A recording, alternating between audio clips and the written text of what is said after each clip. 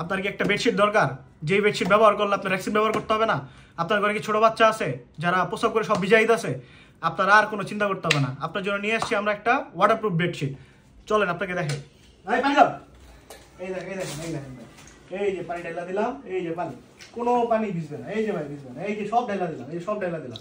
দেখেন দেখেন দেখেন দেখেন কত পানি, দেখছেন কত পানি? এর মধ্যে চাইলে হাবুডুবু খাওয়া যাবে। দেখেন দেখেন নিচে যে, এই দেখেন দেখেন, এই দেখেন দেখেন, এই কাছানো, ক্যামেরা কাছানো, দেখাও দেখাও, এই দেখেন ভাই, এই যে পানি, এই যে পানি, এই যে এই যে এই যে পানি, দেখছেন?